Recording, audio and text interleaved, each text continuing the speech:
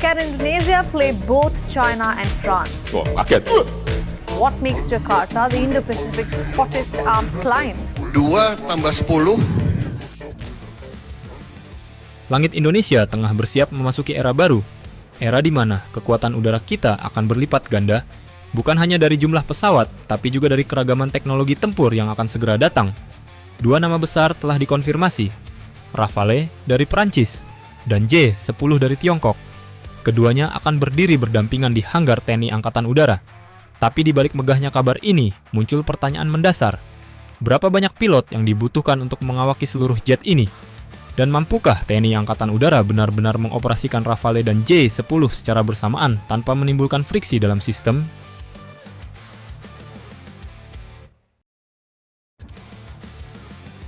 Fakta pesanan dan skala kekuatan. Kementerian Pertahanan Indonesia telah resmi memesan 42 unit Rafale. Tak lama kemudian, datang pula kesepakatan pembelian 42 unit Chengdu J-10 dari Tiongkok. Artinya, dalam waktu beberapa tahun ke depan, sebanyak 84 jet tempur baru akan memperkuat langit Nusantara.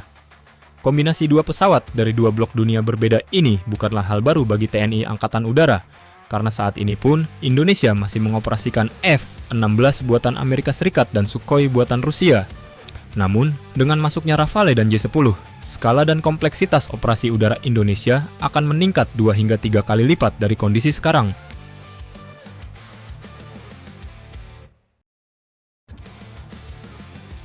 Hitungan skadron dan formasi tempur. Satu skadron tempur TNI Angkatan Udara umumnya berisi antara 12 hingga 16 pesawat.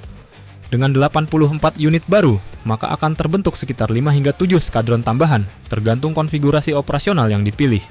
Dan jika dikombinasikan dengan armada yang sudah ada, TNI Angkatan Udara berpotensi memiliki lebih dari 12 skadron tempur aktif, sebuah peningkatan besar dalam sejarah kekuatan udara nasional.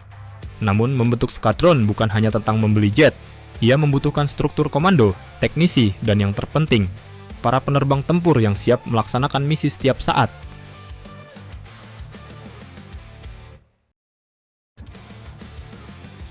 Kebutuhan pilot dan tantangan regenerasi. Setiap pesawat tempur tidak hanya membutuhkan satu pilot. Sebuah armada yang siap tempur menuntut sistem rotasi antara pilot utama, pilot cadangan, dan pilot instruktur yang selalu siaga. Secara umum, rasio ideal di dunia militer modern adalah 1,25 hingga 1,5 pilot untuk setiap pesawat.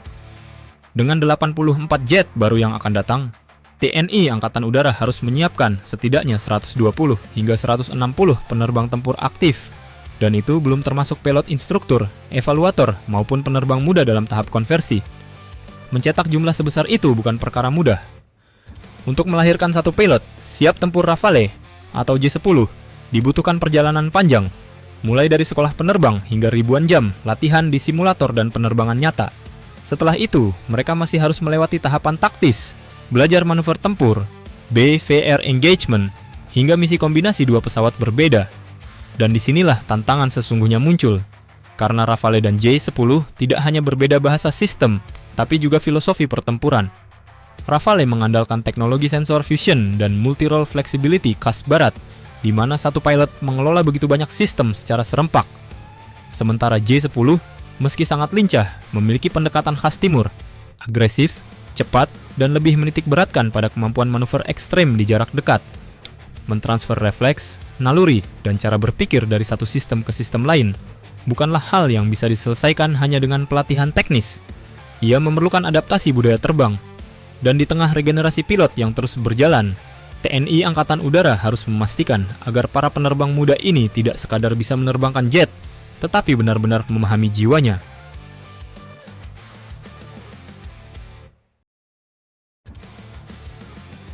Pengalaman nyata operasi campuran. TNI Angkatan Udara sebenarnya sudah memiliki pengalaman luas dalam mengoperasikan 2 platform besar dari 2 blok berbeda, F-16 dan Sukhoi. Kedua jet ini hingga kini masih aktif terbang dari lanut-lanut strategis di seluruh Indonesia. Pengalaman inilah yang kini menjadi modal penting saat kita bersiap menerima Rafale dan J-10. Namun skala tantangannya kini jauh lebih besar. Karena jika F-16 dan Sukhoi dulu dioperasikan dalam jumlah terbatas, maka Rafale dan J-10 akan hadir dalam jumlah besar, mencapai 84 unit. Dan itu berarti sistem pelatihan, Logistik dan doktrin tempur harus disusun ulang dari nol agar semuanya bisa bekerja serempak.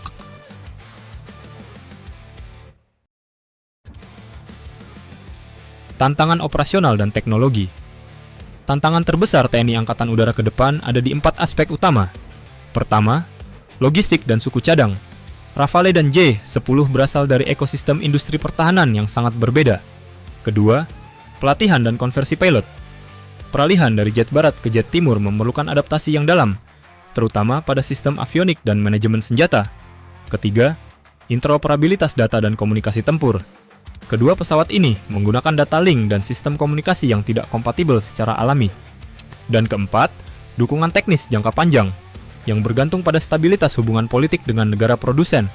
Satu perubahan kebijakan saja bisa berdampak pada pasokan suku cadang atau update sistem.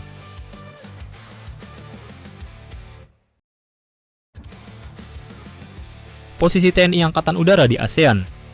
Jika seluruh pesawat baru yang dipesan tiba dan siap operasi, TNI Angkatan Udara akan memiliki sekitar 130 hingga 140 jet tempur aktif. Angka ini mencakup armada yang ada saat ini, 33 unit F-16 Fighting Falcon, 16 unit Sukhoi Su-27 dan Su-30 Flanker, beberapa Hawk 209, serta tambahan 42 Rafale dan 42 J-10 yang akan datang secara bertahap. Dari sisi kuantitas, ini menjadikan TNI Angkatan Udara sebagai kekuatan udara terbesar di Asia Tenggara. Namun lanskap kawasan kini juga sedang bergerak cepat. Singapura, misalnya, tengah memodernisasi armadanya dari F-15SG dan F-16CD menuju era baru, F-35B. Lightning II yang mulai dikirim sejak 2026. Mereka mungkin memiliki lebih sedikit pesawat, sekitar 100 unit, tetapi dengan tingkat kesiapan dan teknologi generasi kelima yang sangat tinggi.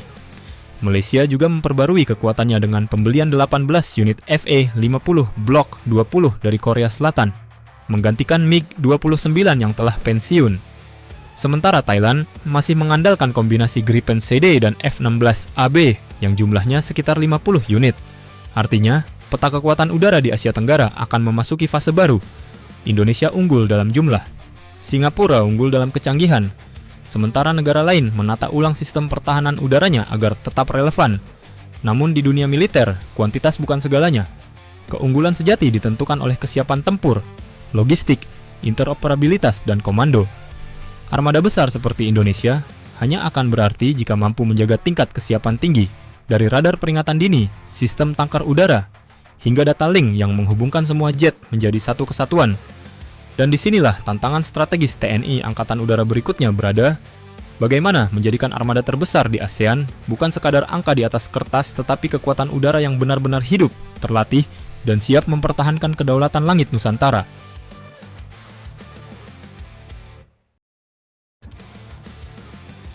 Menambah 84 pesawat tempur memang sebuah prestasi besar, namun menjaga semuanya agar selalu siap terbang, kapanpun, dimanapun, itulah ujian sesungguhnya. Karena kekuatan udara tidak hanya diukur dari mesin dan logam, tetapi dari manusia yang berdiri di baliknya. Dan bila TNI Angkatan Udara berhasil menaklukkan tantangan besar ini, maka langit Indonesia tak hanya akan dipenuhi pesawat-pesawat modern, tetapi juga semangat baru, semangat menjaga kedaulatan udara, dengan sayap yang benar-benar siap membela tanah air.